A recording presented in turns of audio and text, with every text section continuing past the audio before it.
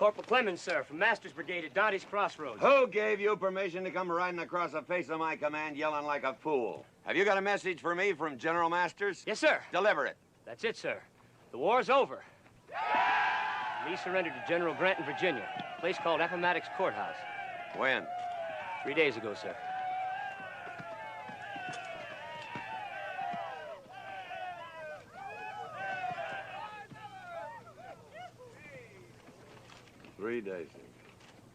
General Masters just got word himself, Colonel Thomas. Our wires were down. With your permission, sir. Rig up a flag at truce, Blue Boy. Charger up! Yo!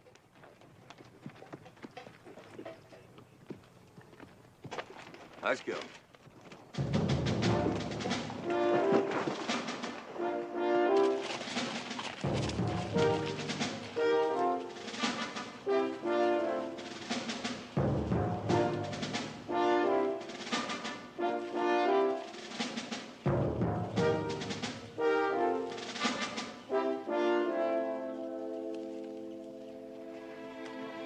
I'll be a sergeant, sir. Can I be of any service to y'all?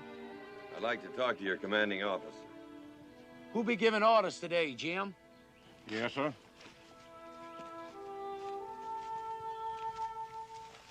Major, I've just received word that Lee surrendered to Grant 3 days ago. Yes, sir. You know it? We received the news yesterday. I don't think you understand, Major. The war is over. No, sir. Are you telling me that you intend to keep fighting? Haven't we just proven it, sir? But why? Because this is our land, and you're on it. We're all Americans. Yes, sir. That's always been the saddest part of it. Good day, sir. Colonel, thank you for your courtesy.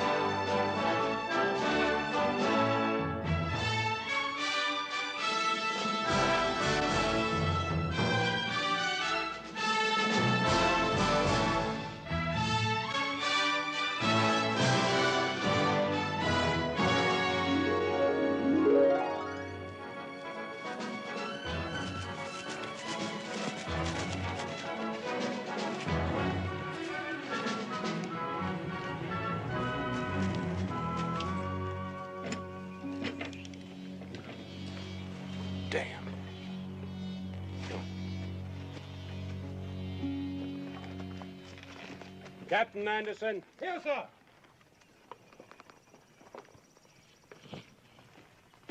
General Robert E. Lee surrendered. Am I right?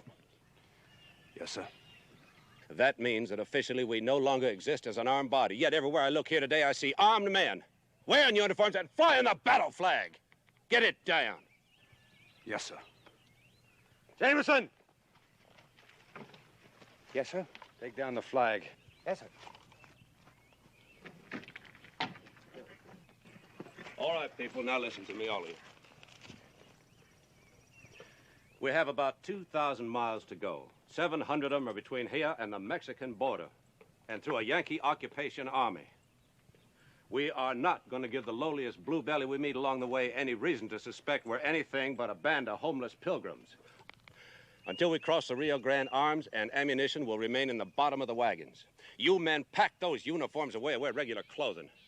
The poorer looking, the better. Now, once across the border, we still have another 500 miles to go before we reach a town called Durango. There we will be met by representatives of Emperor Maximilian, who will escort us to Mexico City. Captain Anderson. Sir? We leave at midnight. Yes, sir.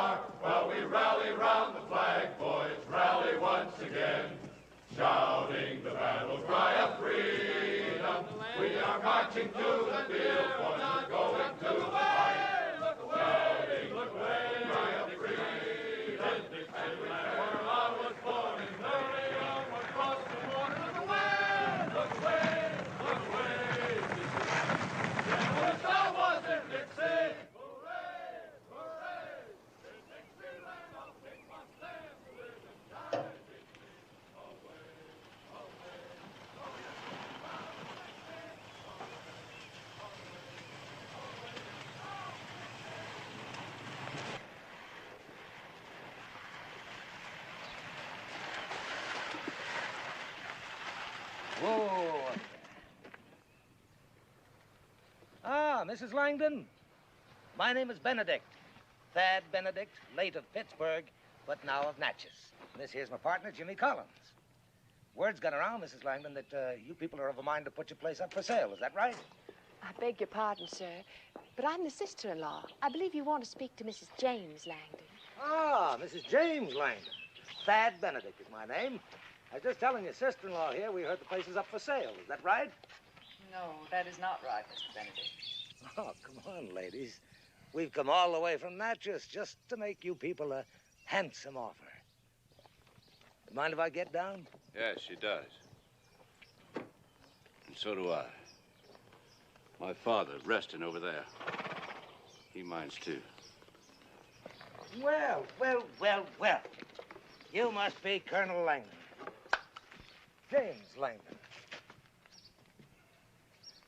Well, Colonel, I'm here to do you a favor. Well, let's see now. Langdon Hall Plantation. Ah, yes, here it is. 1,500 acres, is that right? 600 acres bottomland, 400 in pasture, and 500 in woods. 2 streams, 3 ponds, with a 2.5-mile riverfront. Nice place. Thank you, kindly. I imagine the house could use a little work, though, huh? Could stand it? Yeah. Well, I'll just have a look inside.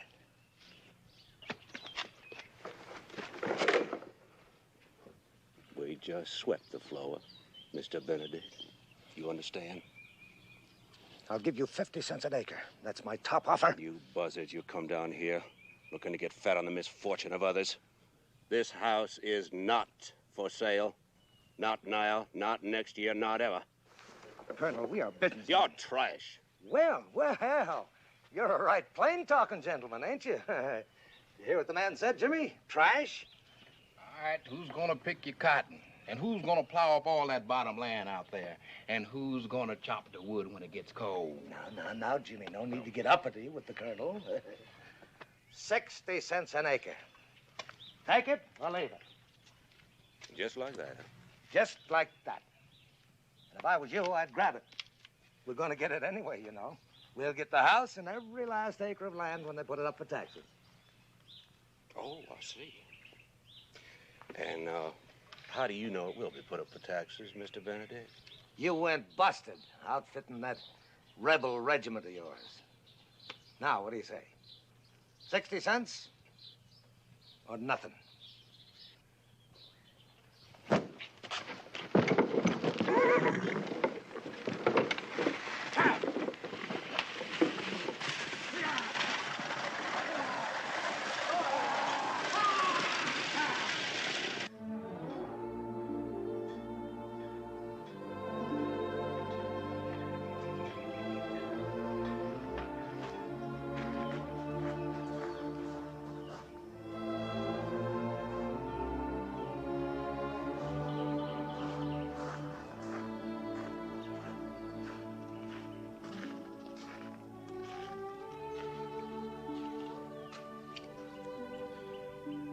This belonged to Granddaddy Langdon, horse. I think maybe he'd want you to have it. Thank you, sir.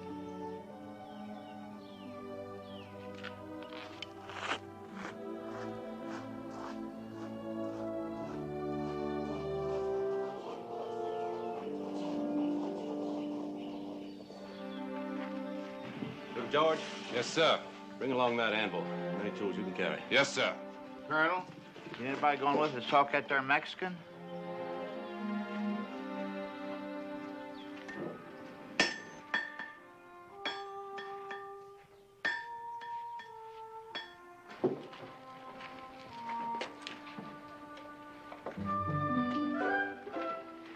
Don't you stop looking at me.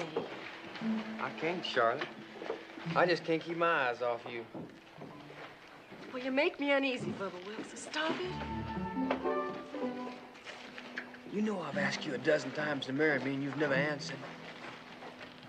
I'm too young to marry. No girl looks the way you do is too young to marry. Well, I am. And if you don't believe me, you can ask my daddy. Ask your daddy. Your daddy knows there's no man better suited to marry me.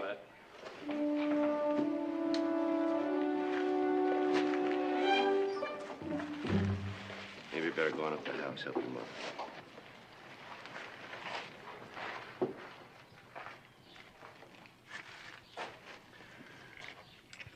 You're a good junior officer, Bubba Wilkes. Thank you, sir. Don't let anybody tell you you're not. No, sir. But as a young man with a desire for my daughter's hand, you're pitiful. It embarrasses me to watch you. I don't understand, sir. You sure don't. You let moonlight and magnolia blossoms go your head.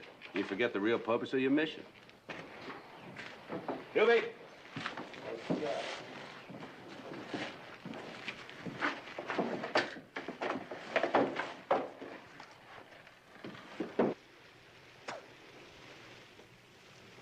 Don't tell me I can't resign, Joe.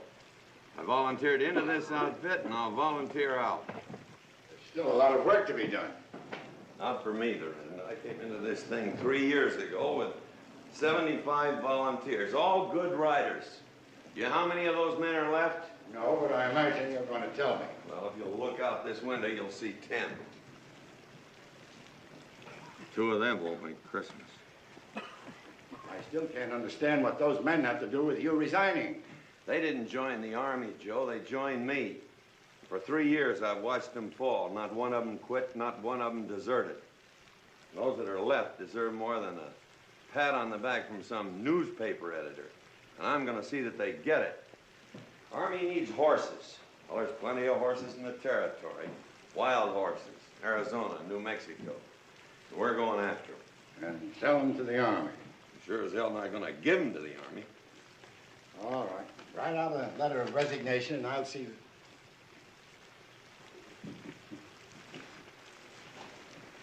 You come in mighty handy a few times. Take care of yourself. We may need you again, John Henry. You'll have a hard job finding me, Joe.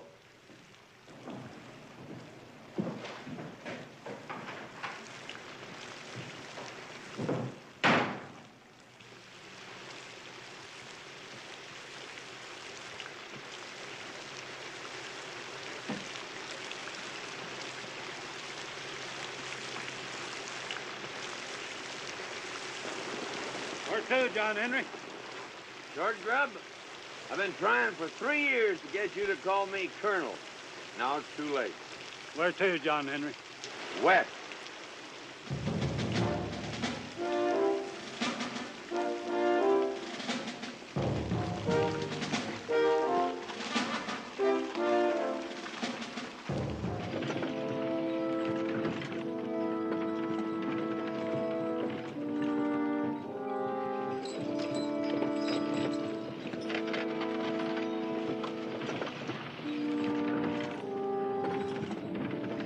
Bond's yours, Newby. Yes, sir.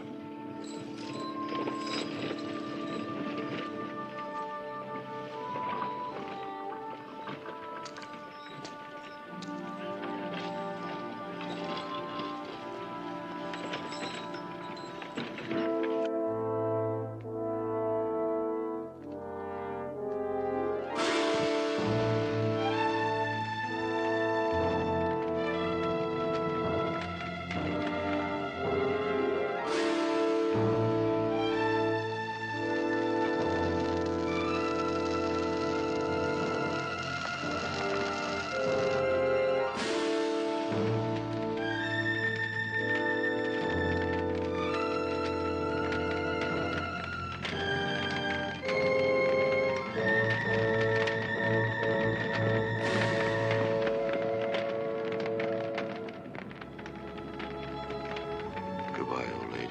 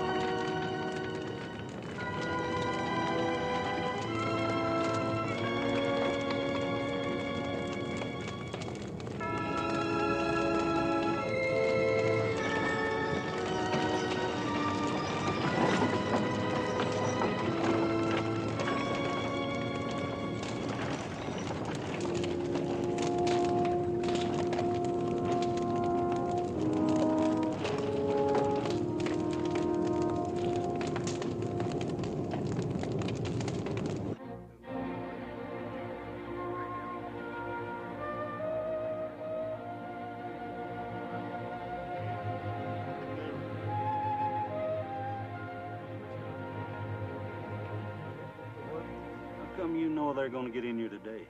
Because I told them to be here today, that's why. Where do you think you're going to mail that thing, Solomon? There's a Pony Express, ain't there?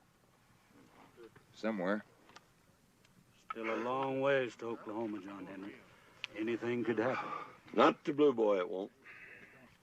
Come on, Tightwad, give me a chew. Well, wait a minute, Baker. I've only got one left. Oh, just a little bit. Come on, just We'll make it a small bite. Hey, that's too big. Come on. Hey, give me that. Give me that plug. That's my last. Come on now, Frank. I give you a... Give me that. Yeah. All right, I've had that. Hey, give me that, Frank. Give me that. Give me that. Give me that plug. That's my last. I'll be damned. Looky yonder.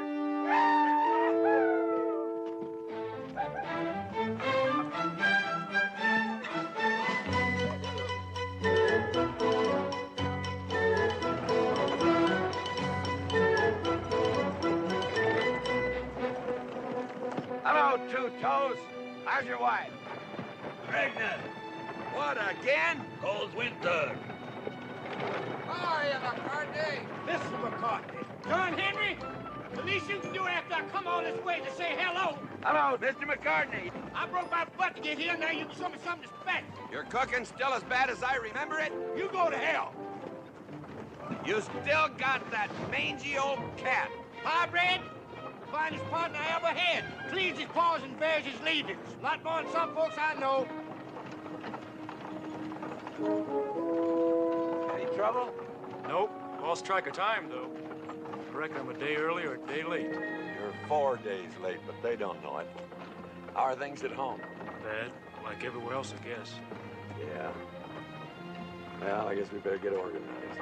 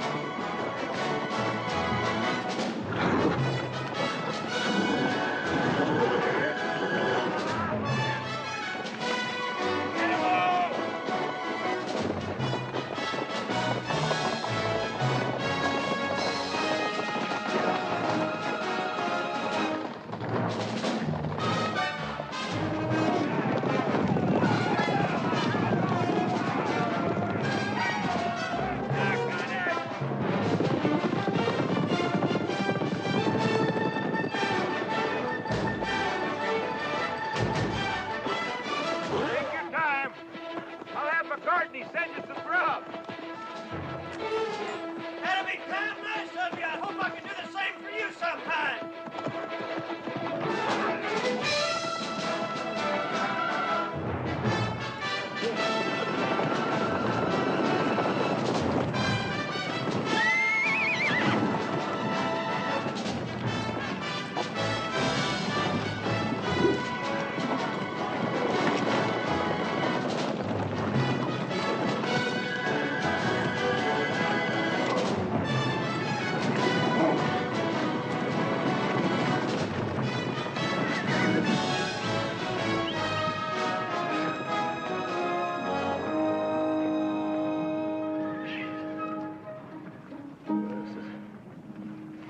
Tough way to make a few dollars.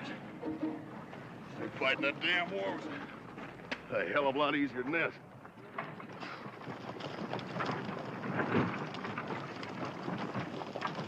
Not too close, Mudlow. Might be catching. It ain't right, folks holding anger on me. Just because I wouldn't join your blamed old army. On, get. Just mean folks. Charlotte? I'd like to talk to you tonight after supper. After it's dark, you mean? All you want to do is hug me and hold me and kiss my lips. There's something wrong with that? Well, a young lady's looking for a mite more these days than hugging and holding and kissing. She's looking for something a teensy bit more substantial than periphery and trimmings. Like what, Charlotte? I've said all I'm going to say, Bubba Wilkes. Well, will you walk out with me tonight after supper? Walk out? Walk out in these dreadful swamps where I could get eaten by a tiger or something? Oh, you must have lost your foolish mind, Bubba Wilkes. And it just goes to prove you don't have any true regard for me whatsoever. A tiger?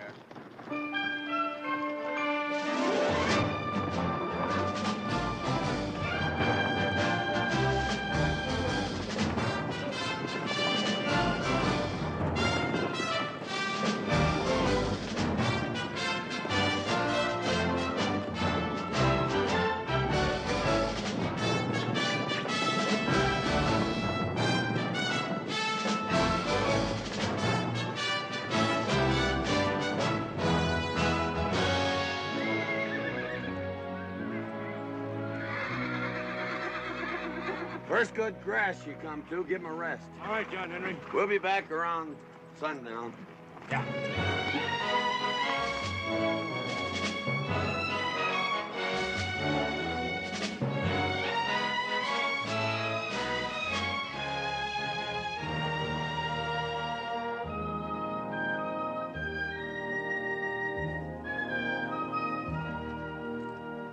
See your dust all day.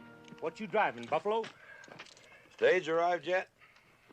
It's overdue. I ain't asking because I don't care, but if your name's Thomas, there's a couple of popinjays waiting inside to see you. They've been here for 2 days now.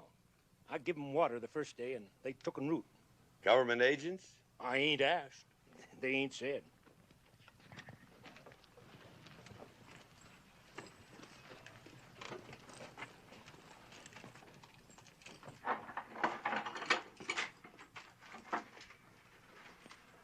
Are you the gentleman that were looking for me?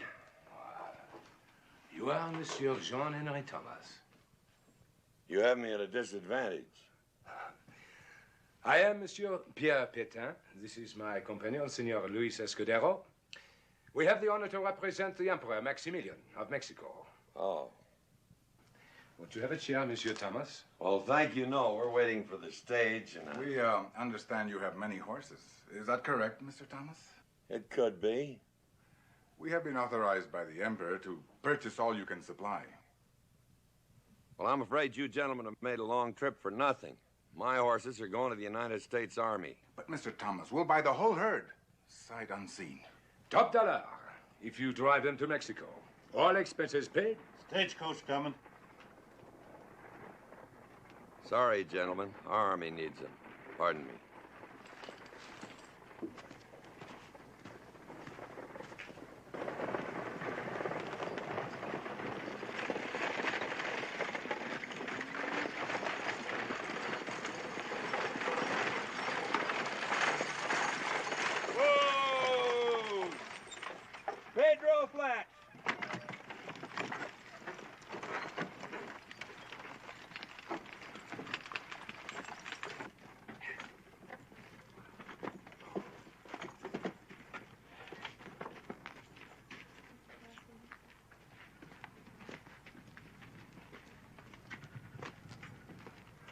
Thomas? That's right. My name is D.J. Giles, and this is my associate, Mr. Ezra Parker. Howdy. This is Short Grub. We're out of the U.S. Army Purchasing Office at Fort Clark, and we understand you have some horses to show us. No, I have some horses to sell you. 3,000 to be exact, and it's the best herd you'll find anywhere. Fine. Shall we go inside? Thank you. We'll cull your herd tomorrow, Mr. Thomas, as soon as our wranglers arrive from Bracketville. I suppose that out of 3,000 head, we ought to be able to find 500 or so that we can use. Now, our usual procedure is this. Just rein up a minute, Mr. Giles. You're going a little fast for me. Do you mind trotting through that again? Not at all. I said that out of 3,000 head, we might be able to find 500 or so that we can use. You know, animals that meet our specifications. Well, I have 3,000 for sale, not 500. Well, now, surely you don't expect us to purchase just any old horse for the United States Army. Well, now, there just ain't any old horse in this whole herd. You'll take them all or none. Mr. Thomas, I'm sure you're aware of the fact that times are hard. Maybe not as hard as you think. The Army's not that hungry for horseflesh. This country's going through a period of reconstruction. Money is in short supply. Who can you sell them to if not to us? Monsieur Patan, hold up a minute there. Just for the record, what are you paying? Top money, $25 a head. Last month it was 35. But this month it's $25 a head. Well, these gentlemen have offered to take the whole barrel, sight unseen. Is that correct? That's correct, Mr. Thomas. And what's your top offer? $35 a head, of course. You just bought yourself a herd. And you can tell that Maximilian that he won't find better animals between Montezuma and the Canadian border. Just a minute. You're selling horses to Maximilian in preference to your own country's army? No, I'm selling horses for $35 in preference to $25. You two figured to make $10 a head. Are you calling us thieves? Well, Mr. Parker, yes. That's a pretty accurate description. Wait a minute. I didn't do anything. You should have.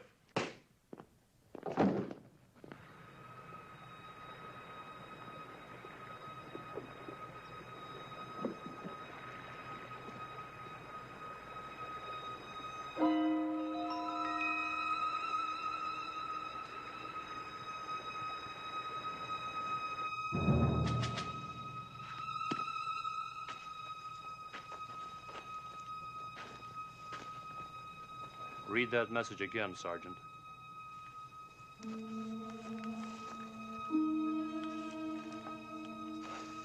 "18 rolling units with men, women, and children passed through Gladeville, Texas, 10:20 p.m. this date.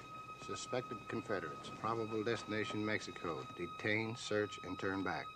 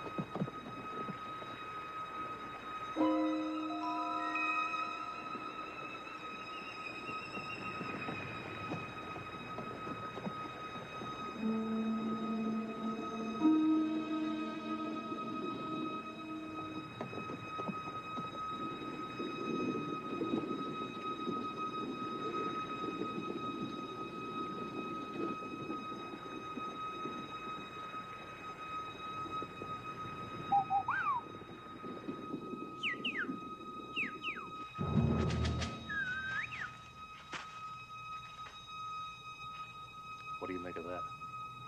Seems I've heard that bird before, sir, at Missionary Ridge. And if I'm not mistaken, that's a gray-bellied sapsucker.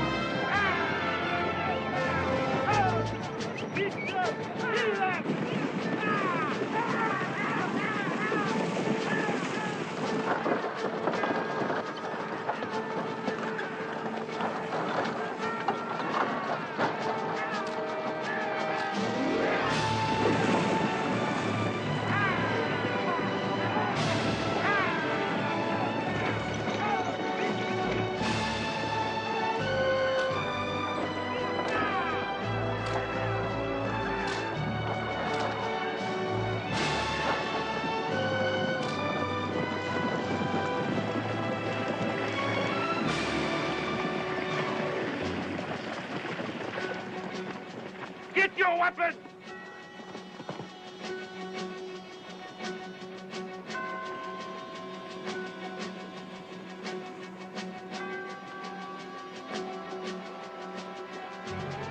Real sorry, Miss Ann. We didn't plan things this way. Let him go, Sergeant. McClatty, Gibbs, turn him loose. Let him go.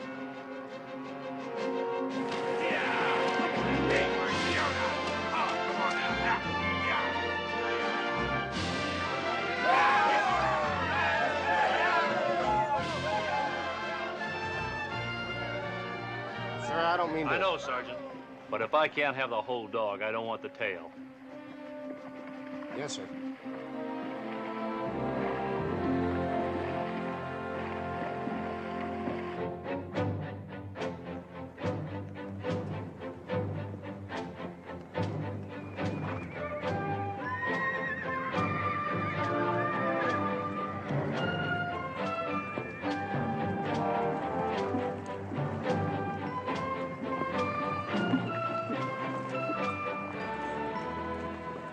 We'll probably cross them at the old monastery, Eagle Pass. Bon. Well, if we do not see each other again until we rendezvous on the plain of Durango, bon courage, monsieur. Thank you. They are fine-looking animals, Mr. Thomas. The Emperor will be pleased. I hope he is. But whether he is or whether he isn't, you have the money there when the horses arrive. Aux paroles. À la bonne chance, hein?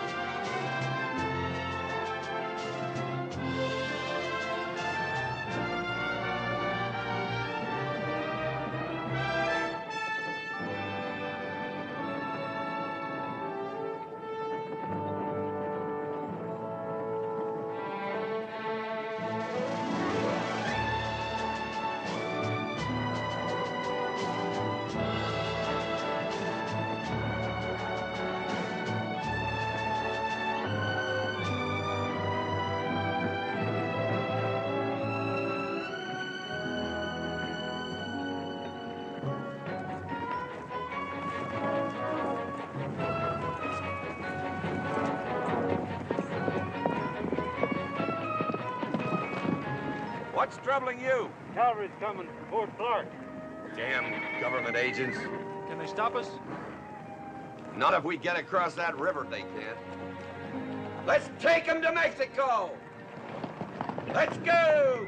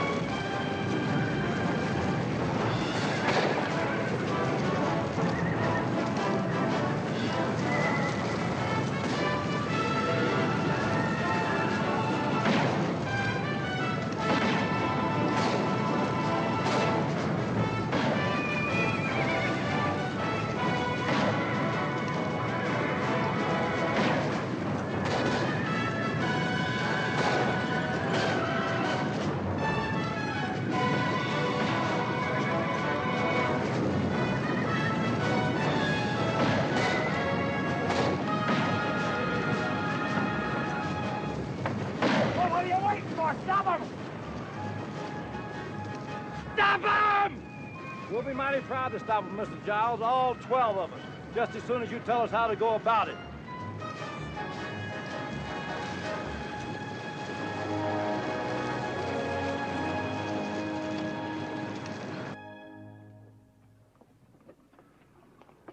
Next. Mr. McCartney, when are we going to have some meat? Right now, if you want it. Belly cheater. Hi, Brad. You know what good food is, don't you? You mangy old cat. Hey, McCartney. Mr. McCartney. There's something crawling in these beans. Well, you can speak to it, but don't play with it, or else the others will want one of their beans, too. Hold that plate. Yes, sir. I can just feel all that money in my pocket right now. What are you going to do with it when you get it? Well, I had to give that a lot of good thought, but I somehow ain't come to set right down on the notion yet. I know what I'm going to buy me. Some pack animals and traps. Whatever's left over, I'm going to get drunk. And if I ever sober up again, I'm heading for the Rockies.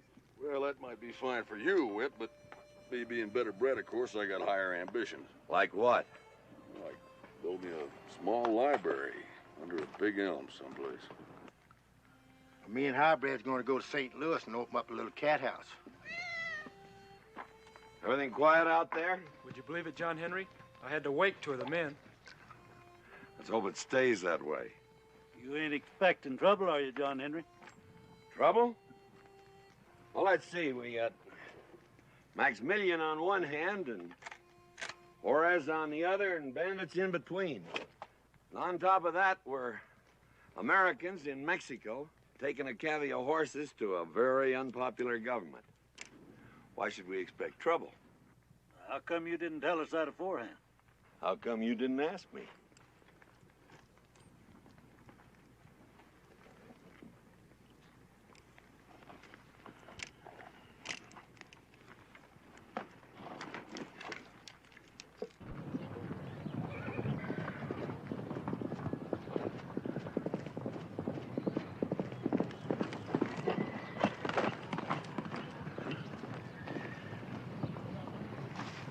John Henry, there's a box canyon about 4 miles from here. Enough forage to fill them? No, sir, but there's enough to hold them. There's something else. I rode across 2 trails. One was wagons and horses. The second trail was many riders, at least 40 and maybe 60. The second trail ran just out of sight of the first. Well, if you were to tell me that a year ago in Virginia or Tennessee, I'd suspect ambush. It looked that way to me. Short grub? There's forage and water about 4 miles ahead in the Box Canyon. Move them in there and hold them till we get back. Where you going, John Henry?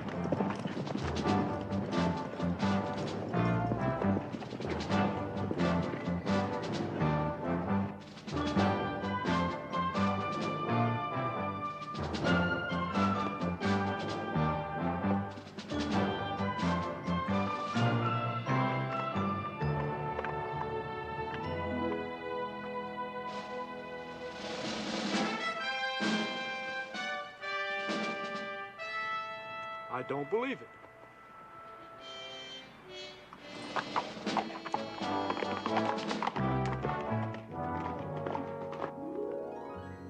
Pick up that bucket. Well, howdy, Sergeant Newby. Save your howdy for later, Jameson. Right now, let me see you start currying that horse. Yes, sir. It's like old times, ain't it? Just like old times, Colonel. Riders approaching! 2 riders are coming! Margaret? We have company.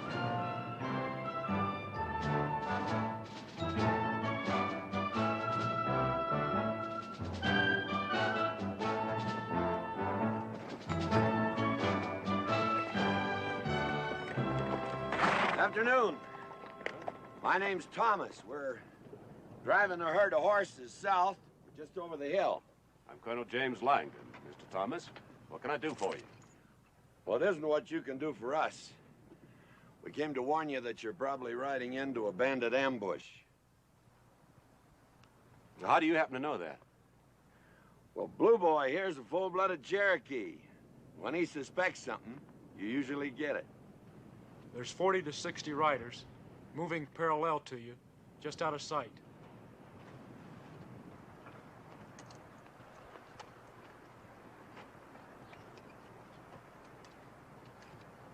Wait until we get into those hills? That'd be my guess. What did you say your name was?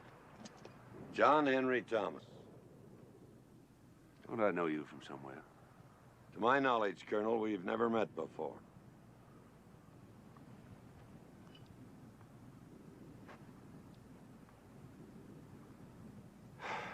Well, we appreciate the warning, sir. It's late. Will you and your friend join us for supper? Stay the night? It's the best offer we've had all day.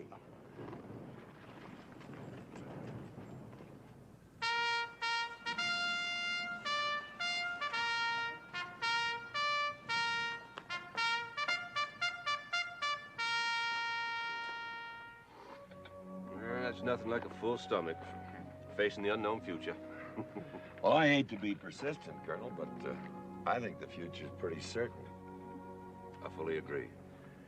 I think they'll give you a couple of days to get up into the hills before they strike. But if this was my outfit, I'd hold right here and make them come to me. It's good thinking. Never let yet the enemy choose the site of his own destruction. I like to play in my yard. What are these bandits after? Gold, horses, women. We had an experience or two with them before the war. Were you perchance in the war, Mr. Thomas? Yes, Captain, I was. Would it be brash and presumptuous of me to ask which side you were on, Mr. Thomas? Well, I favor to think that I was on the right side, Mrs. Langdon. I detect a shadow of animosity towards my question. Could it be that you are a Yankee soldier? What a question to ask a man. Yes, ma'am. I was a Yankee soldier. Mr. Thomas, I'm about to make my rounds before I turn in tonight. Would you care to accompany me? Thank you, sir.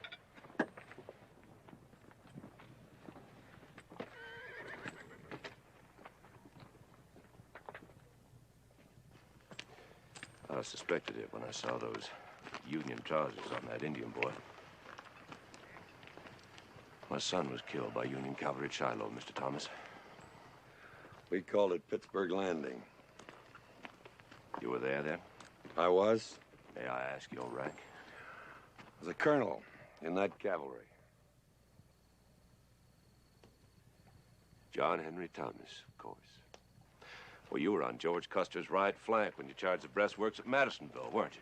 We did a job that day, didn't we? You were damn cruel. Cruel? Those Johnny Rebs had 40-pounders looking right down our throat. Did you think you were coming to a ball? Sergeant! Yes, sir.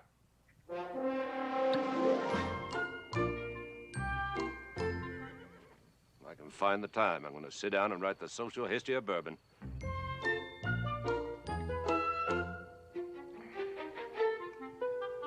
Tell me something, Mr. Thomas. Were you, by chance, at Chickamauga? I asked because I lost my brother there, Ann's husband. I lost 23 in my command at Chickamauga. Friends and sons of friends, men that I'd known all their lives. Now can I ask you a question, Colonel? Fire one, Mr. Thomas. Why did you come clear out here to continue a war that ended months ago in Virginia? Because I'm a stubborn man. Does that satisfy you? No. Because I got no taste for losing to a lot of Yankee rabble. How about that? It won't wash. You can be a very aggravating man, Mr. Thomas. Sergeant? Yes, sir.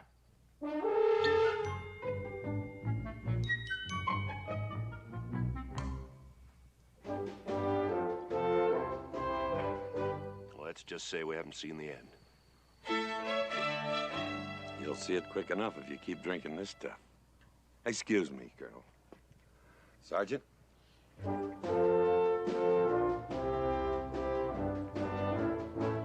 Help yourself.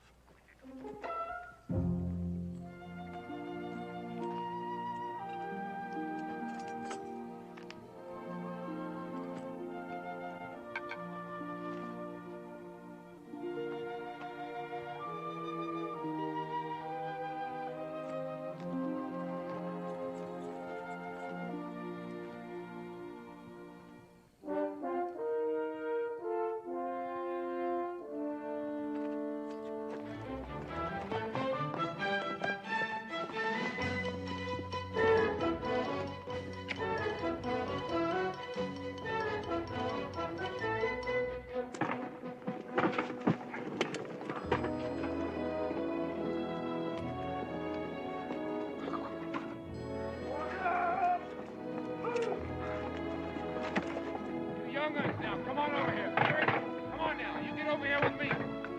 Right now. Hurry now. I'm gonna get you tucked away now. Come on. Come on now. You mind a suggestion from a Platte River Indian fighter? Why don't you arm your women? That's what we did on the Bozeman and the California Trail.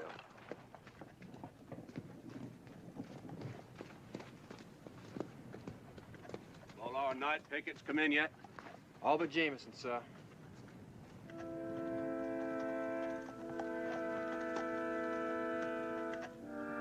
We'll go get him.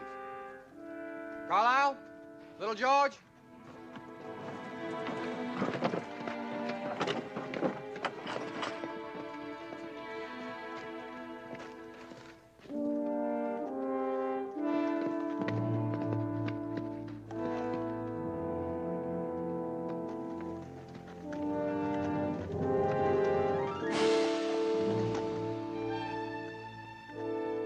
It's Jameson, sir.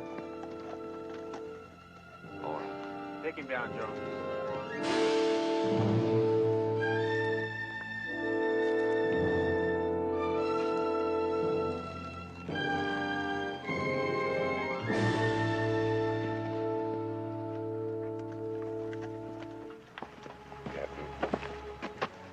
Issue a rifle to every woman knows how to use it. Yes, sir. Carry on, Sergeant. Ladies.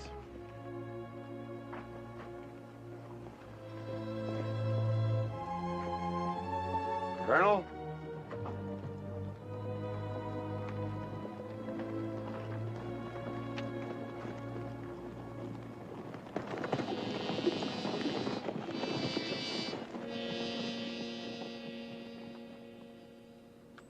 Looks like he wants to talk.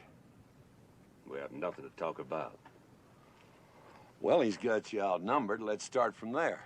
Finding ourselves outnumbered, Colonel Thomas, is a fact of life we've gotten used to. With women and children in the pot? I'll go, sir. No. The Colonel and I will go.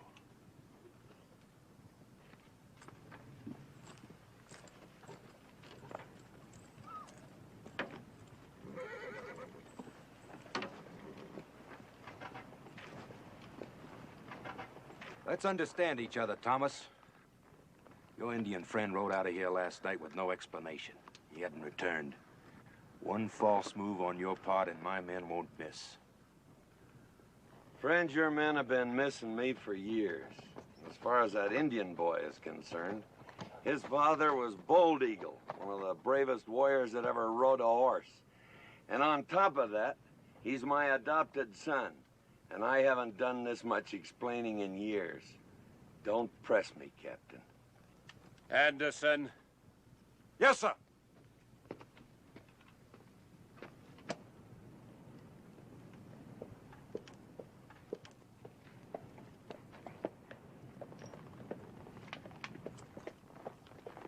Windage and elevation, Mrs. Langdon. Windage and elevation.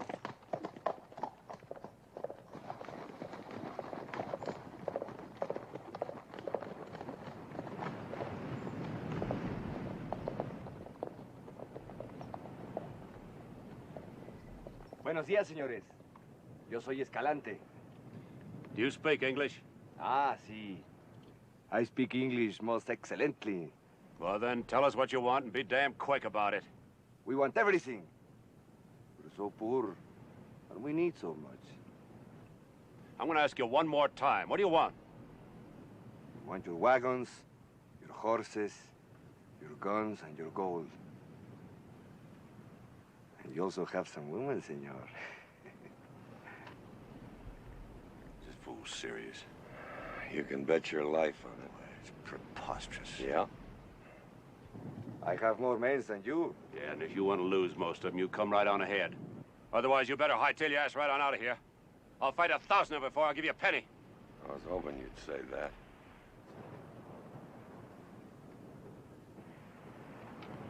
Is the flap on your holster snapped or unsnapped, my Confederate friend? Snapped, my Yankee friend.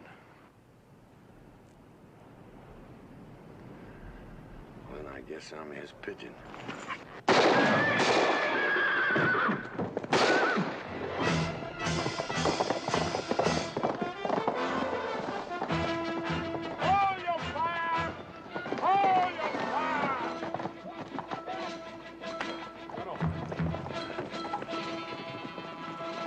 You went out there to talk. Why did you have to shoot the man?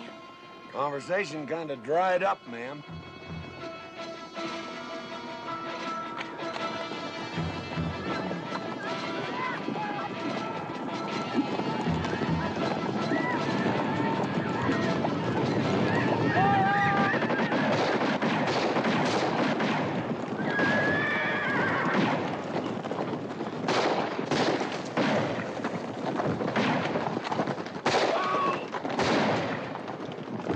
It's like old times, huh, Colonel?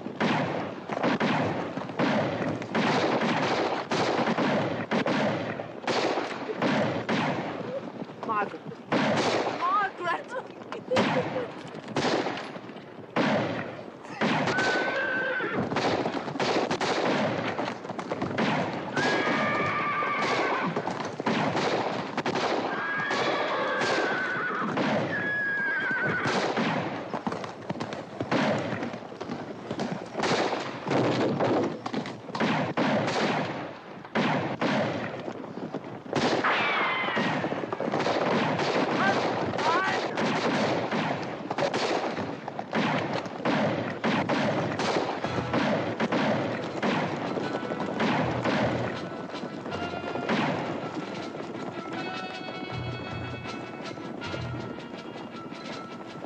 Tell me they're leaving.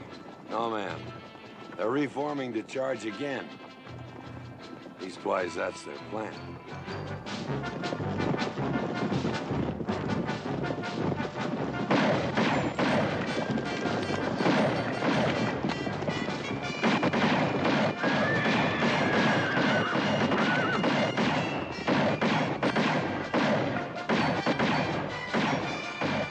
I'll be damned.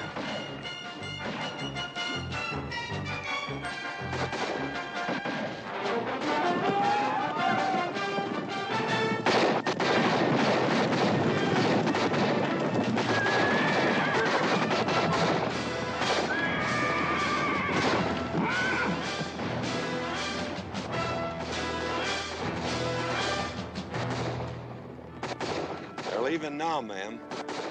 That's Blue Boy's little surprise. Well, I'll be damned. Ms. Langdon, the colonel, your brother-in-law, said you lost your husband during the war. Yes, Mr. Thomas. I'm sorry. You didn't know him. Why should you be sorry? My cavalry was in that engagement.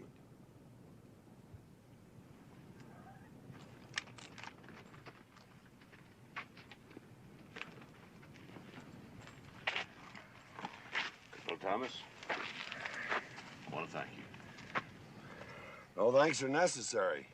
They were our enemies as much as they were yours. Our own people shoot them on sight. All the same, we're in your debt. Colonel, why don't you take all these people and go on home? There's no telling what you're gonna run into farther south. In a day or two, we make contact with a military escort from Emperor Maximilian. We are going home. It's ahead of us. All right, Colonel.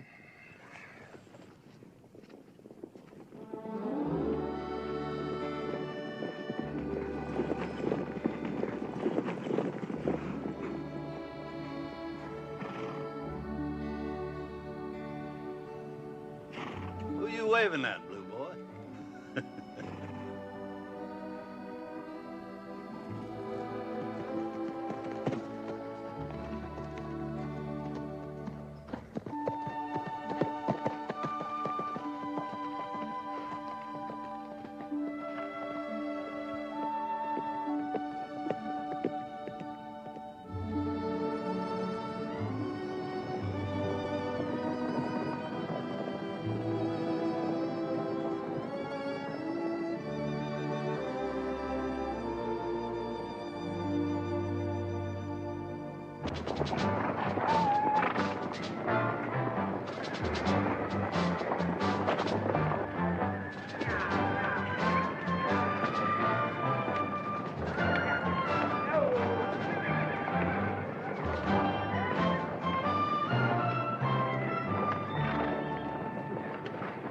Want to tell me all about it? I was thinking about that girl. What girl? The Confederate colonel's daughter. Oh. The one named Charlotte. She's a pretty girl. A little young, but pretty. I want her. You want her? And she wants me. Well, how'd you figure that out? You raised me to know John Henry. I taught you what to do when the snow comes, how to survive in a blizzard, and I taught you how to deal with men. But women, nobody knows what's on a woman's mind. Well, she wants me. And when we go home, she'll be with me. Yeah. Yeah. Yeah. Anything wrong, John Henry? Not yet.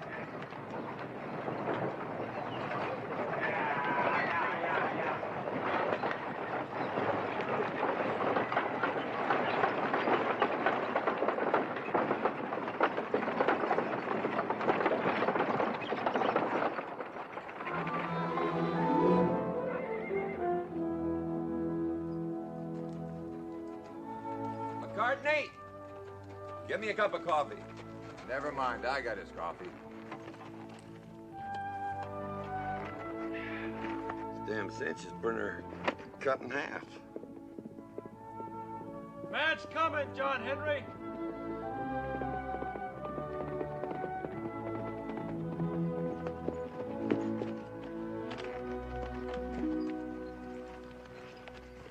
Colonel Langdon, sir. I'm to wait for an answer. We're in a new camp waiting for an escort for Maximilian. There's a map on the other side. What's the matter? Ain't you Yanks ever seen a live one before? Last time I seen a pretty gray uniform like that, it was all full of holes. Do you know what's in this, Sergeant? Well, of course I know. Well, there must have been a few words in that camp before the colonel sat down and wrote this out. Yes, sir, there was a whole lot of words. I thought Captain Anderson was going to have an apoplexy. And how about you personally, Sergeant? What do you think about it? Well, ought to be right interesting. Anything wrong, John Henry? You won't believe it, but we've been invited to a 4th of July party.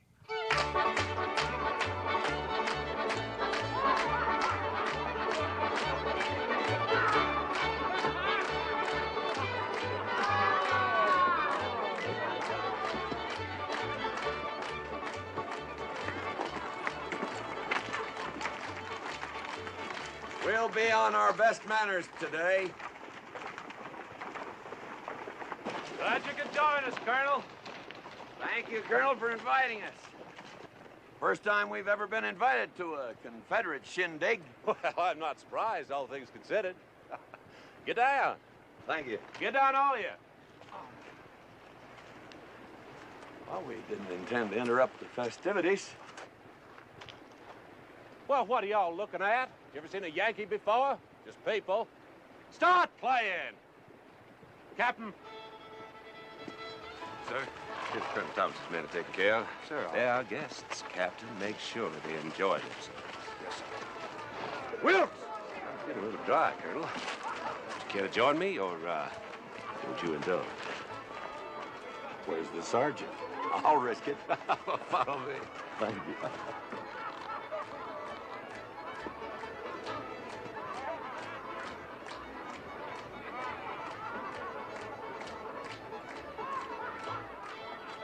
You Yankee boys hungry? Captain appointed me to tend to you. There's a mess of beans and ham up yonder. There's some coffee and grits, too, if you don't mind. Grits? I wouldn't touch them. Why not?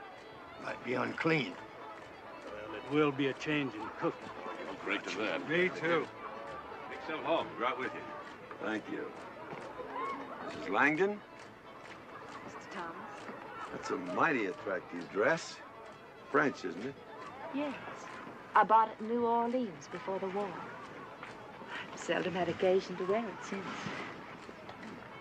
You surprise me, Mr. Thomas. You have knowledge of ladies' fashions?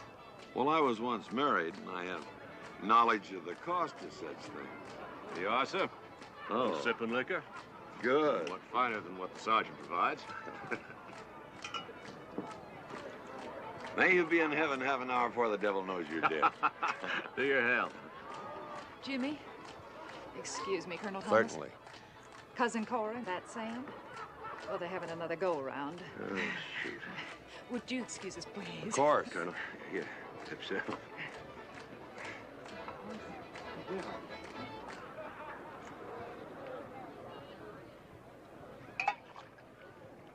You said that you were once married, Mr. Thomas. Yes, ma'am. Lucky for me, she left me. I must say, Mr. Thomas, that whatever your faults are, you do have a quaint kind of honesty. Well, she was so busy being a lady that she forgot to be a woman. It was Indian country, and she didn't like that. It's cold in the winter, hot in the summer, and dusty in the dry spells, and she didn't like that. And when I want to go hunting and fishing, I go hunting and fishing, and she didn't like that. And I wanted children, and she didn't like that either. She didn't like much, did she? She's happy now, I guess. She's living in Philadelphia with her cat giving piano lessons. Won't you sit down, Mr. Thomas? Thank you. Is that Indian boy really your adopted son?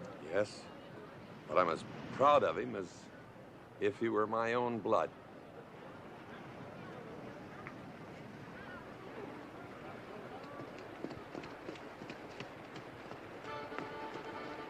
Charlotte? How old are you? 16.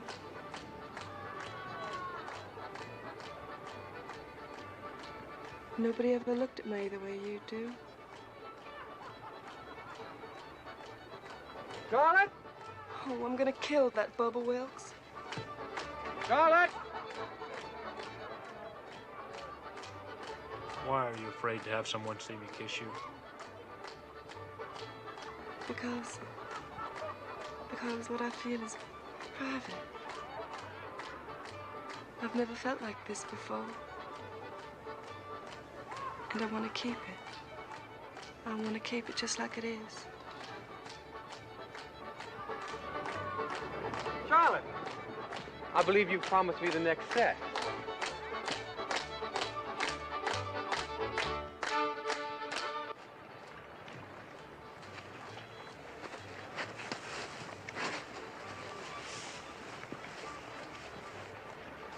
Hey, biting? No. Maybe you ain't holding your mouth right.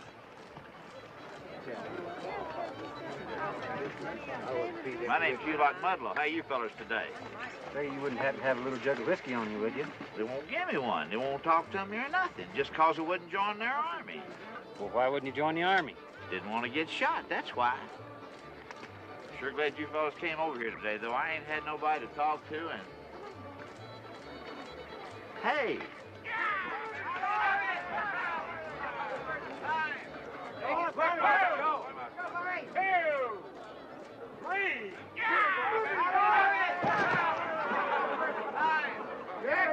Y'all don't have to ask me twice. Here goes another one. Let's go now, Bobby. Well, join in the river. 2, 3. Come on, Bob. Any more takers? You made your point, Bobby Joe. Let it go. Begging the colonel's pardon. You know, we got a Arkansas Razorback that's just whooped everybody in our outfit. Well, me and the boys was just wondering if maybe you had somebody you thought could take him. Are you speaking of the manly art of self-defense, Sergeant? Yes, sir. I'm here to tell you, root hog or die and no holds barred. John Henry, it wasn't my idea. Trot him out. Little George never lost a fight. Little George, he better have some meat on him. You sure about this, Bobby Joe? Trot him out. Well, go get him, newbie. Ho, ho, ho, ho.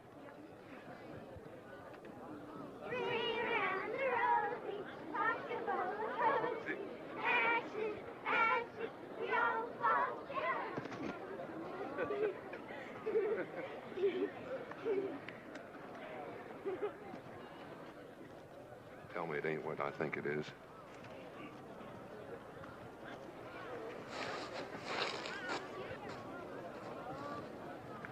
I can't fight. I'm tired of hurting people. This time you gotta fight. You got to uphold the honor of the outfit. I can't. And Bluebellies called you Yalla. You know I ain't no coward. You youngers now, you go on and play. Go on.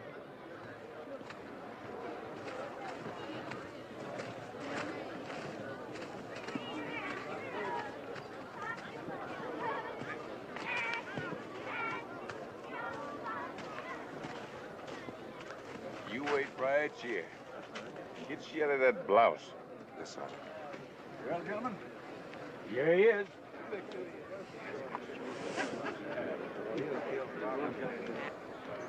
You sure you want to go through with this thing? Biggest reb I ever saw. It's the biggest anything I ever saw. Here. I'll write your folks. Huh? Oh. I'm right proud to meet you. I'm Little George.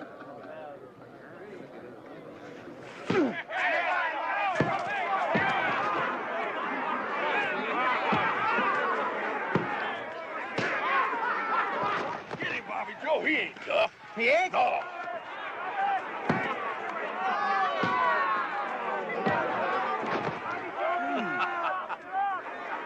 It's fun, isn't it? Your man there's no coward. But he's outnumbered.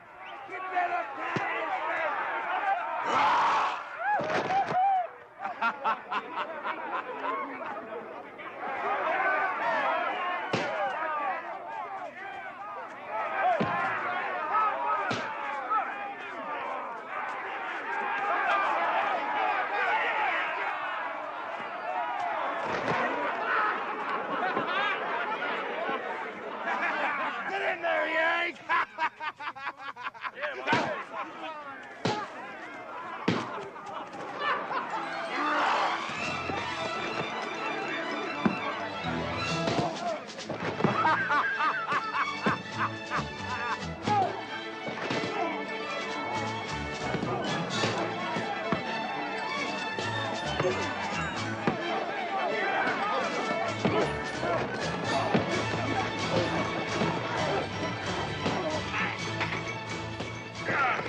No, it's me. Oh.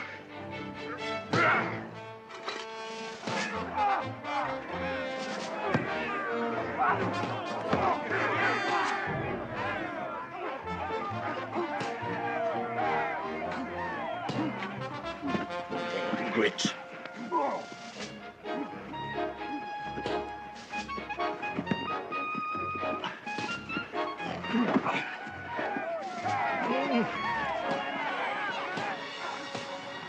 Well, it was bound to happen.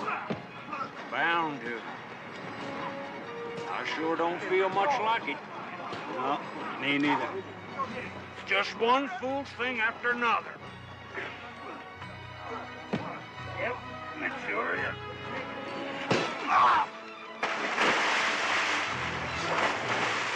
Jimmy, can't you stop this? Stop what? It just started.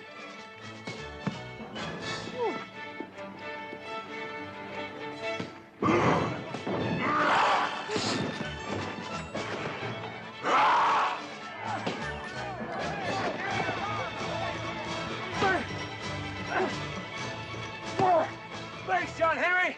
Well, now, I wouldn't call that exactly fair, would you? No, I wouldn't.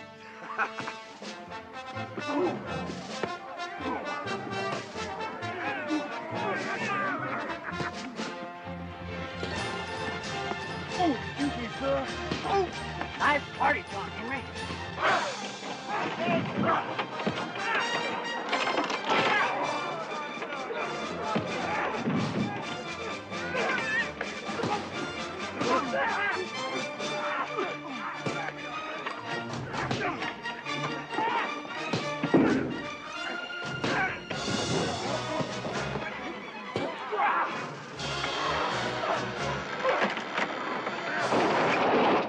Jimmy, this is ridiculous. Now, this is not far enough. Ought to be able able to stop them. Not without taking a lump, ma'am. All right, then. Get him, Buster! Hey, Newman, will you look at Bubba? Lieutenant Wilkes! Lieutenant! Lieutenant Wilkes! Is this any conduct becoming an officer? No, sir.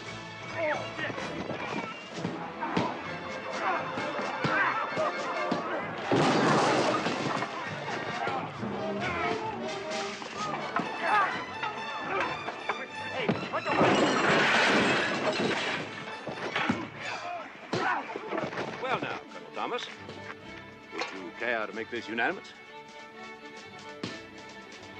With pleasure, Colonel Langdon.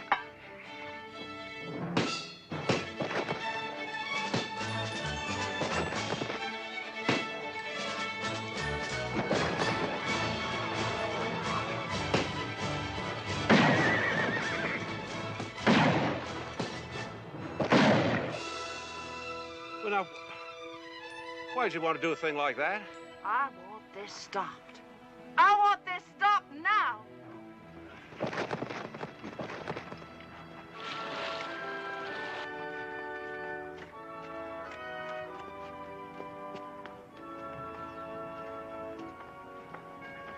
Well, that's civilization for you. Not like Philadelphia. Huh? Nothing.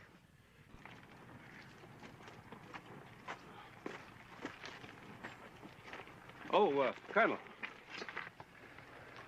Sergeant's got a bell for you. Well, thank you, Colonel. You've been a perfect host. Always heard of Southern hospitality. Now my men understand what it means.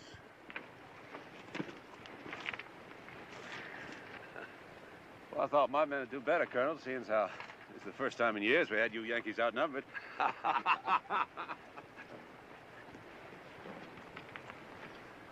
Y'all come back. Here? Windage and elevation, Mrs. Langdon. Always remember, windage and elevation.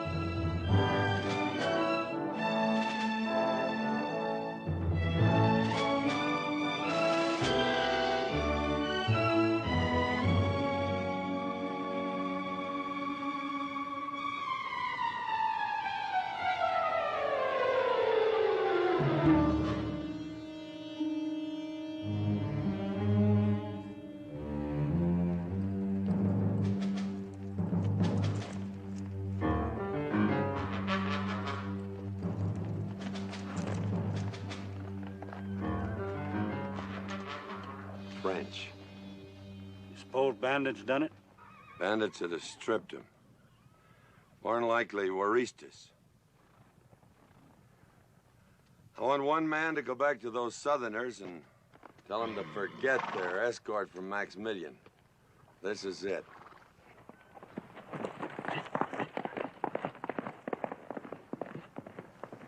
Might have known it'd be him.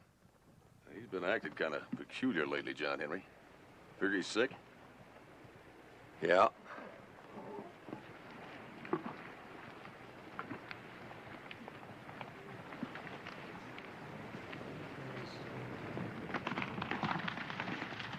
Help!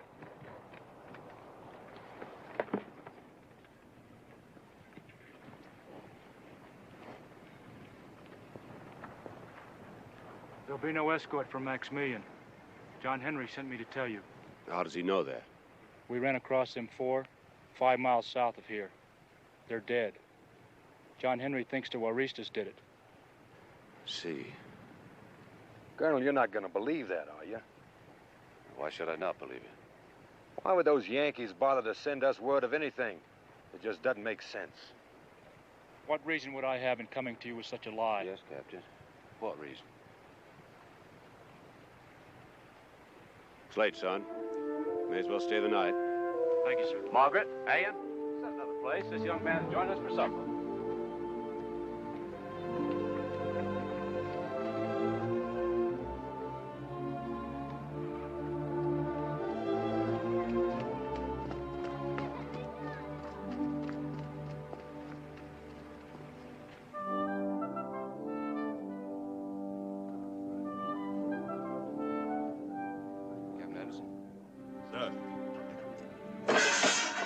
Double the night pickets from here on in, Captain. During the day, I want 2 men ahead of the column, 2 men at the rear, and 2 men on each flank. Yes, sir. Good night, Captain. Good night, sir. Corporal? Yes, sir.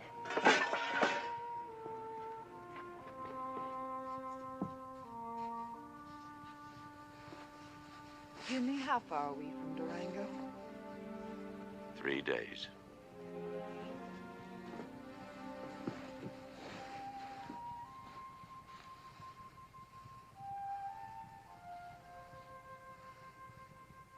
You know, I've been thinking an awful lot about home. I have too, Maggie.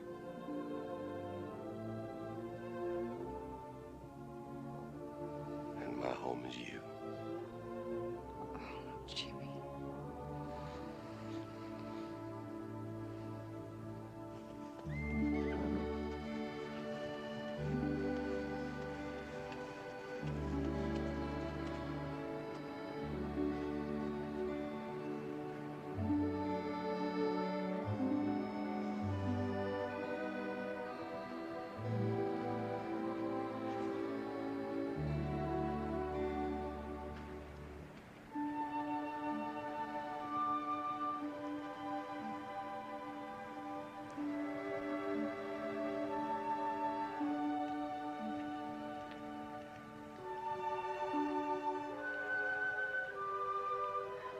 I knew it would be nice. Why'd you ask me how old I am? Do you care? No. I'm glad you're young. It gives us more time to be together. Oh, I'll always be young, if I always feel the way I do now.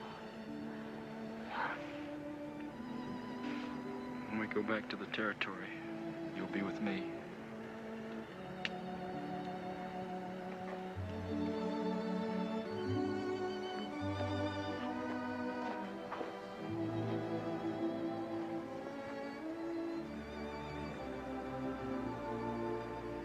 Take me now.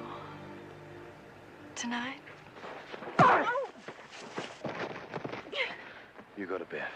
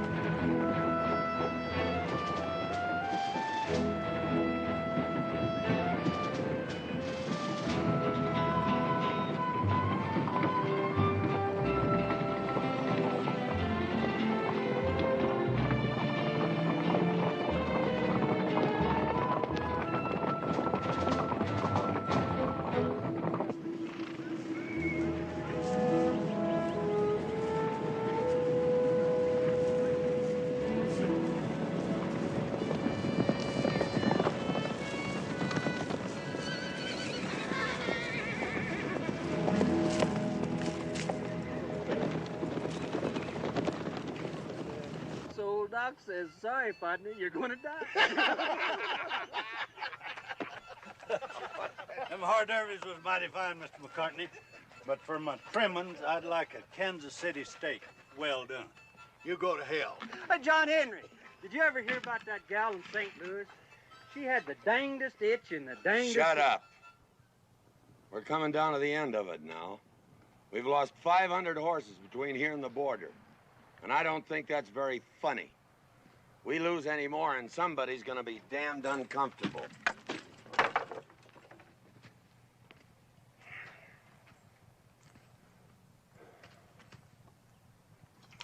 You know what? I think John Henry's scared.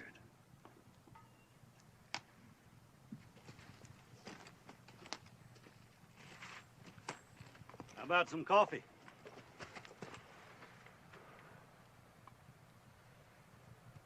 And worried about him, ain't you? Who? Well, you're the worst liar I ever come across, John Henry. Blue Boy, that's who. Well, he should have caught up with us 3 days ago. You don't reckon he come across bandits, do you? No, I think he's too smart for that. You know what I'd be thinking if I was you? I'd be thinking he made off with that little Reb gal. And I'd be thinking that he was just about to the Rio Grande by this time. Well, that's what I've been thinking. Oh, he wouldn't do that. Oh, he wouldn't do that. Thanks, Shirt Crab.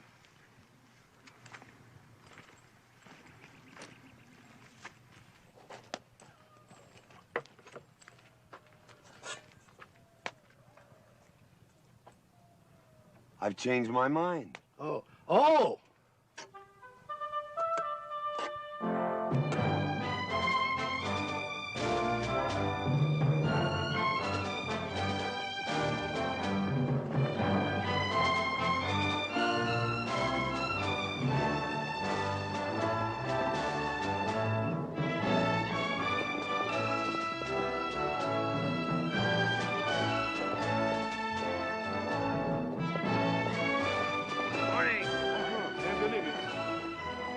Well, here they are.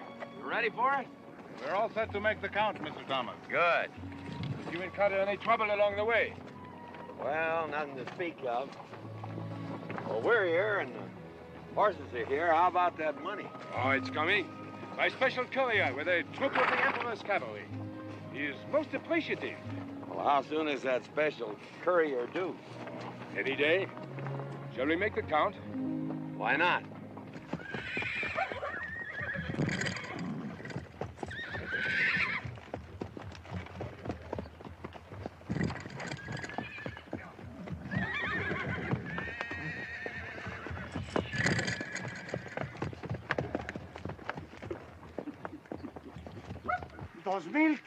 $2,505. 2,505 horses. I am surprised, Mr. Thomas. How's that? Well, I thought you would lose more on a long trip like that.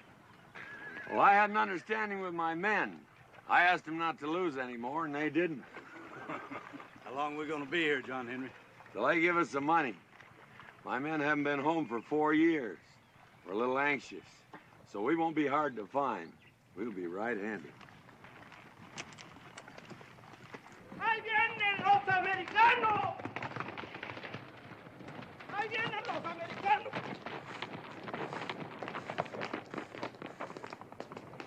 ¡Ahí vienen los americanos!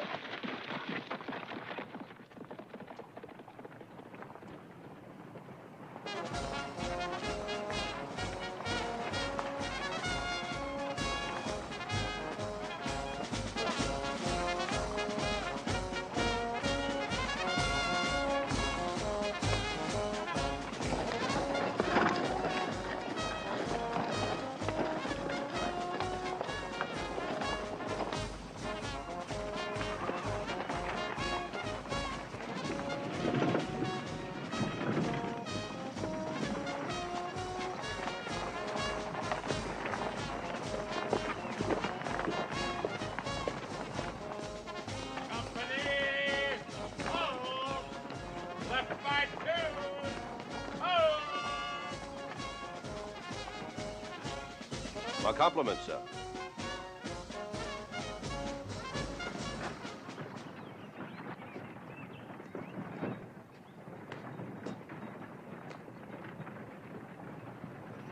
Colonel James Langdon, sir, Confederate States Army. My aide, Captain Anderson. General? My name is Lázaro Rojas. In the name of our Emperor Maximilian, I welcome you to our pueblo. We have prepared a welcome banquet for you and your people, Colonel Langdon. Please, do us the honor of extending our invitation to those of your party. Thank you very much, sir. Captain. Sir. Lieutenant? Dismount the troops. Yes, sir. Sergeant, dismount your troops. Prepare to dismount! Dismount! Ladies. Let's go.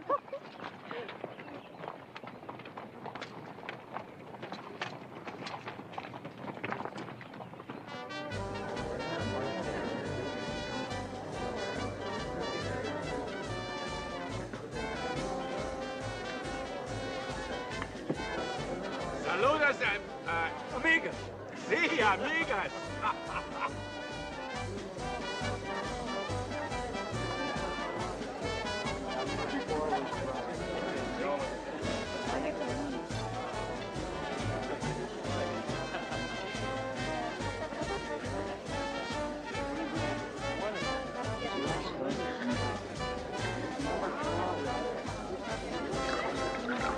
Thank you very much, sir.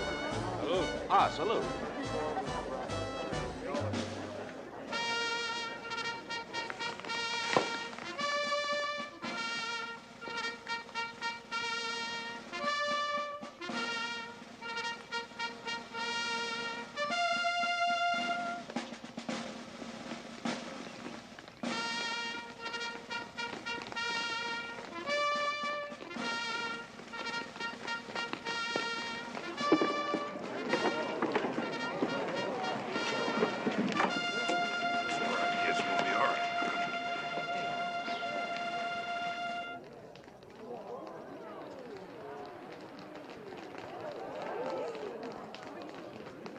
Consider yourselves prisoners of the revolution. I shall protest this to Emperor Maximilian, sir. We take no orders from Maximilian, Colonel Langdon. Our president is Don Benito Juarez. The drums from Mexico beckon us, Colonel. Please. James. Will you excuse us, Mrs. Langdon?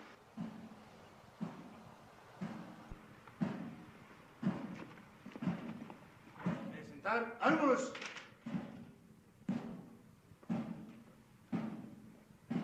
Descansar. Ánimos. You think you're going to scare us with threats, General? You underestimate us.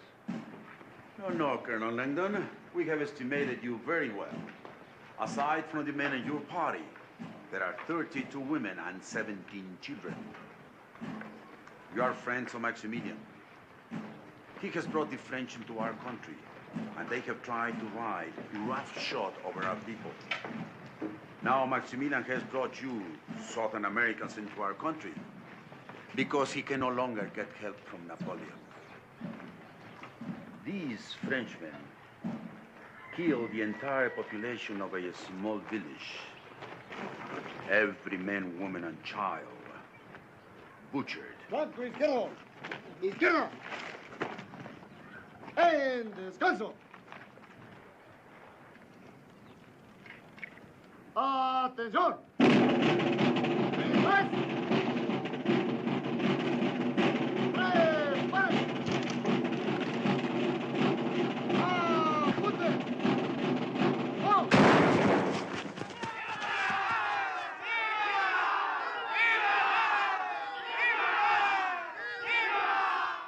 That is what happens, Colonel. Invaders of my country. My people are not invaders. You are here, and you are the friends of Maximilian. But we're not your enemies. What do you want of us, General? Our forces need horses, Colonel. Not far from here, there is a herd of 3,000. Yes, Thomas. I'm afraid I don't understand you, General. You will deliver this to Thomas.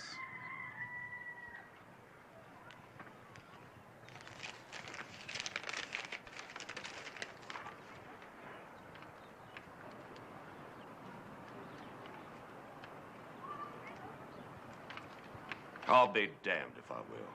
I believe you will, Colonel. Our revolution needs those horses. Benito Juarez needs those horses. I'm a Confederate officer. You can't expect me to go begging those Yankees for anything. That's in the first place. In the second place, they wouldn't do it.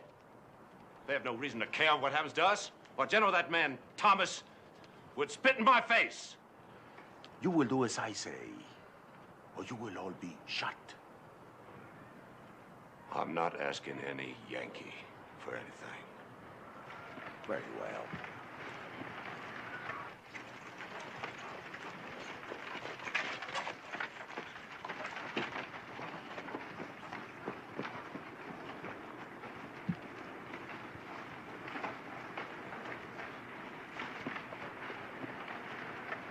Atención.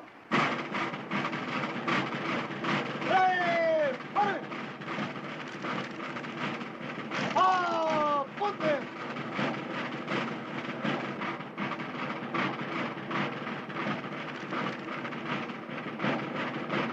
General? ¡Firmes!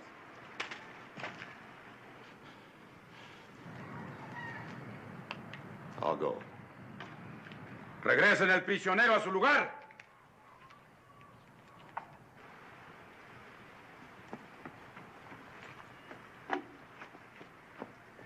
You will have the horses in this place by noon tomorrow, or you will all be shot.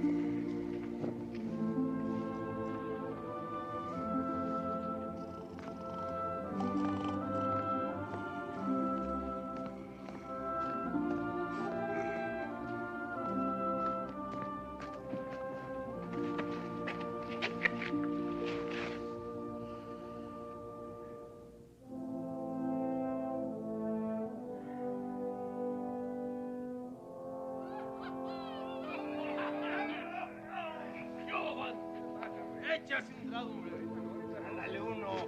No puedo tomar.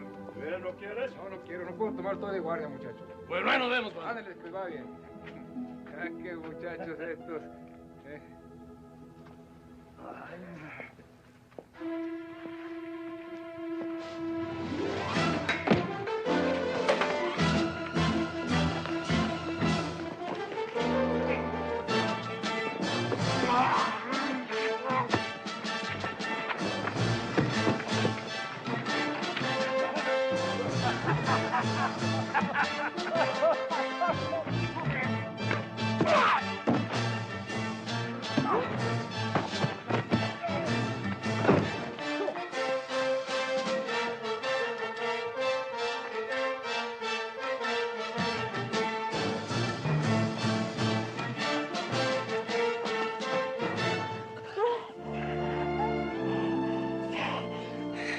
Don't leave me, please. Don't ever leave me.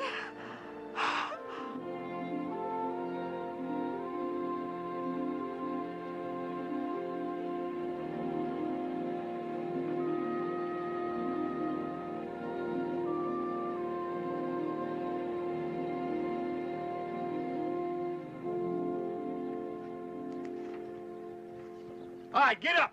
Get up. Two toes, you dug up something. Come on, get up. Mr. John Henry? Yeah? We got company. Thank you, Mr. McCartney.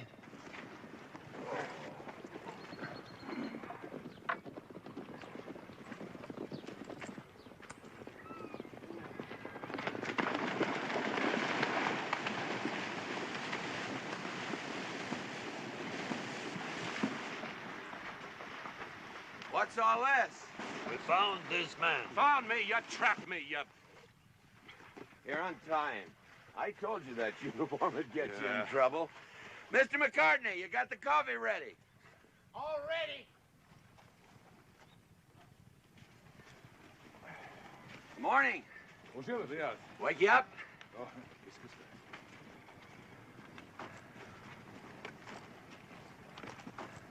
Get a little coffee in you and settle down. You can tell us what it's all about. I was given no choice. That's why I'm here. My family, they all gonna be murdered. All of my people in his hands. When we reached Durango, they gave us a party and then they tricked us. My people are prisoners of a Warista general. I didn't want to come here. I didn't want to cause you people any... Oh, damn it. Here, read this. General Rojas is more eloquent than I am. What does it say, John Henry?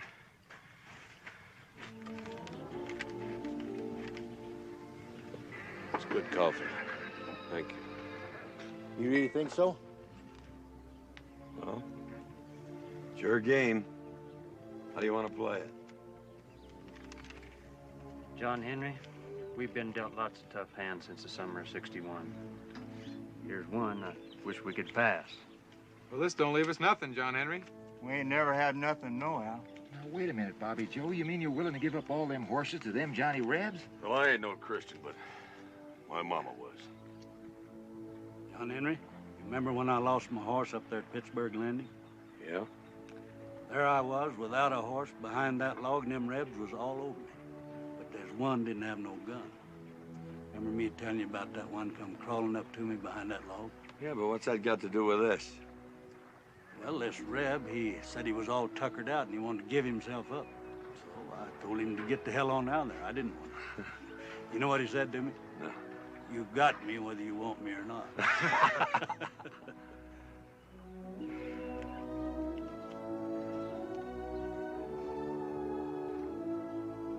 All right.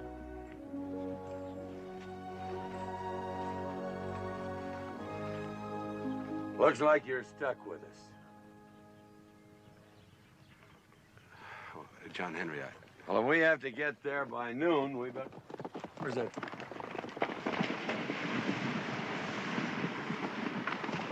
Short Grub, you better throw a couple outriders in front of the point when we get started. Yo. Break camp.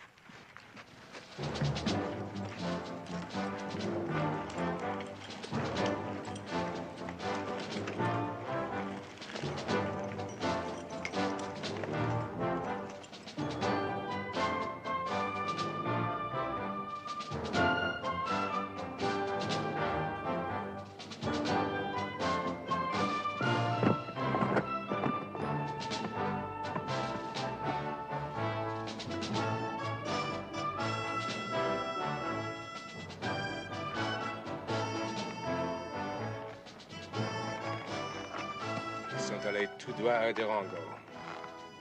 Y Benito Juárez. Alors, pour moi, ici, c'est l'endroit parfait pour les arrêter. Muy bien. Ouais, allez.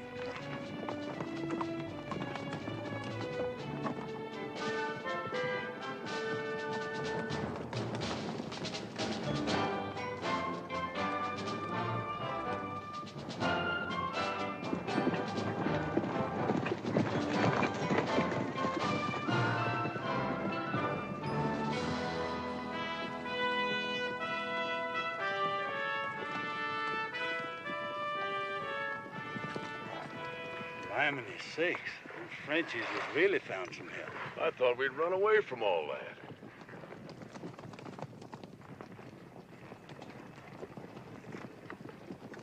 What about it, John Henry? Looks like we got ourselves mixed up in somebody else's war. Yeah, it sure does. What are we gonna do now? Oh, that's already been decided. Bring the 2 chuck wagons up here and fill them full of men and rifles. I'll get them. We'll give them a taste of General Sherman's war. I remember. Garde à vous! Sobre! À Attention! Sonnez en avant.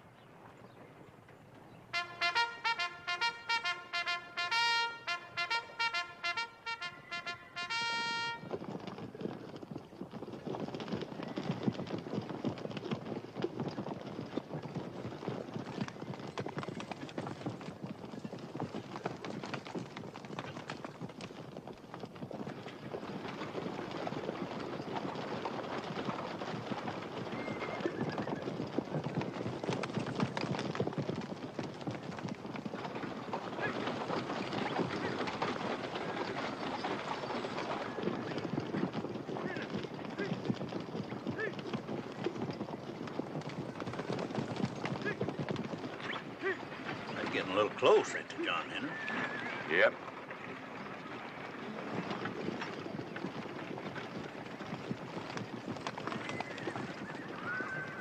You ready, Colonel? Ready. Break to the side. Turn him loose, McCartney! Hang on, hotbed! Get out of my way! Get out there now! Get out there now!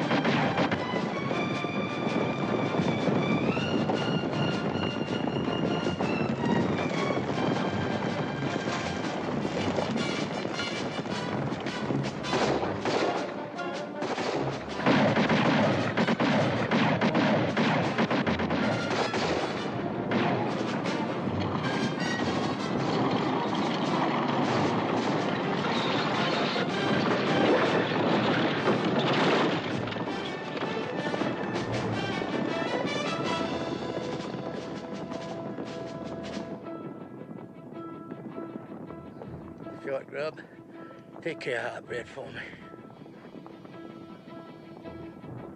I said a lot of mean words to the boys, ain't I? You sure have, McCartney. Mr. McCartney. Well, you tell him I meant every damn word.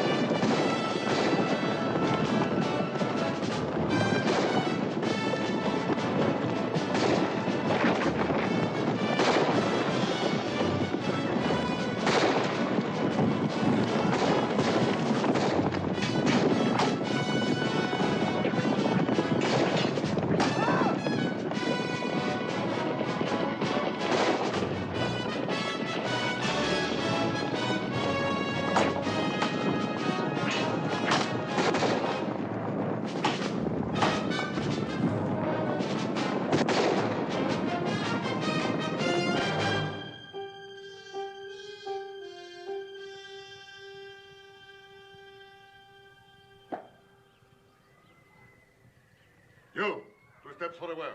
Aquí. You. You. You. And you. You, grandote, aquí. Ludlow. My turn. Tú, amarre las manos. Hands back.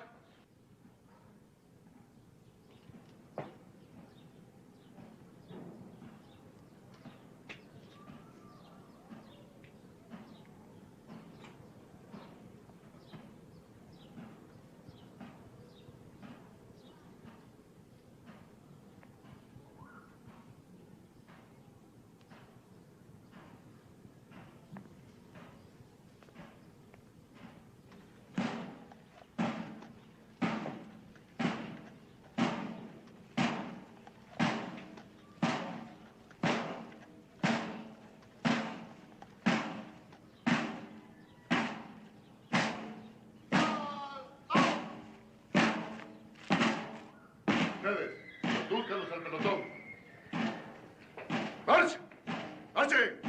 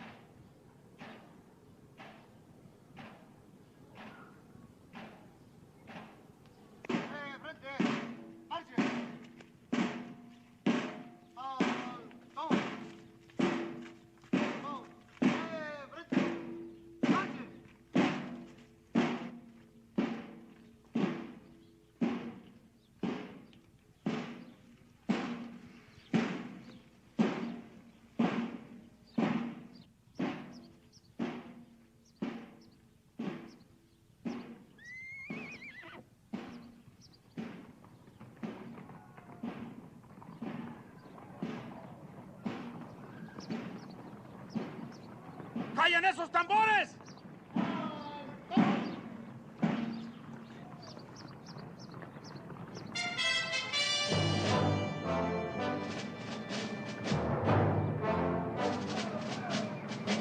¡Regresen a los prisioneros! ¡A paso veloz!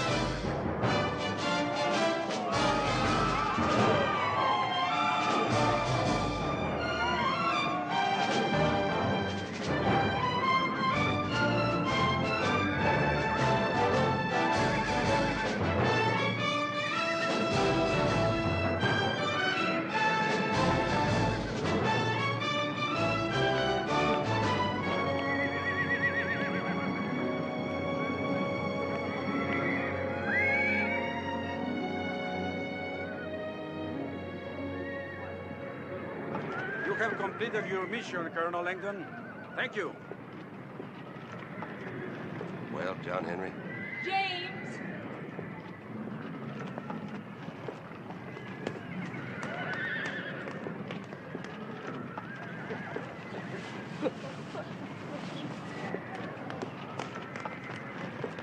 You must be Rojas.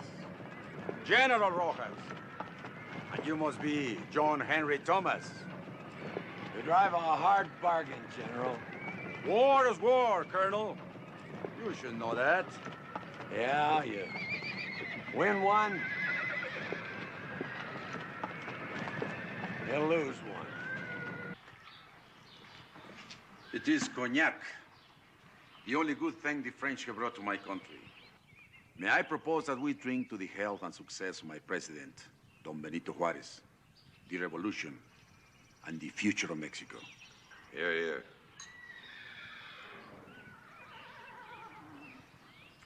And, General, may I propose a toast to the United States of America? Not even for 3,000 horses? To the United States of America and the Confederacy.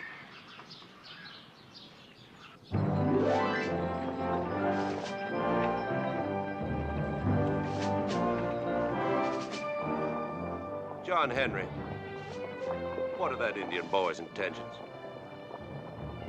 Probably disgraceful, Colonel. But it's not what he'll do to her, but what she's done to him.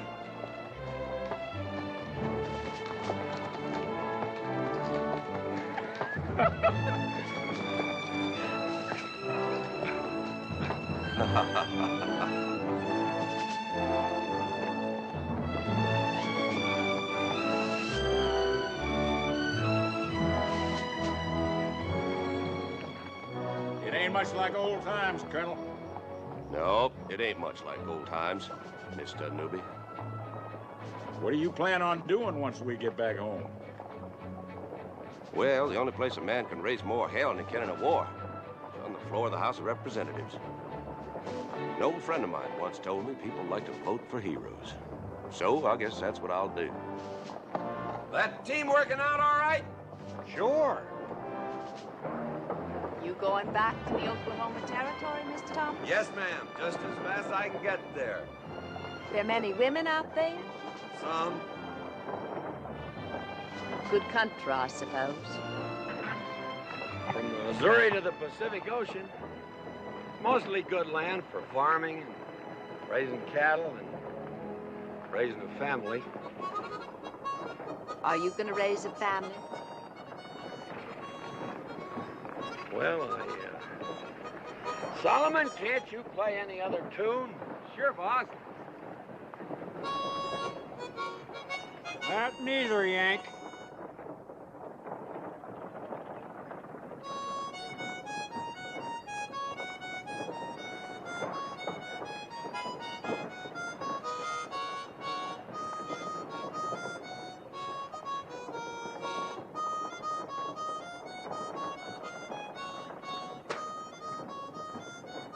Sure do miss Mr. McCartney. Yeah, but not his cooking. No, me neither. Put a feather in his hat and called it macaroni.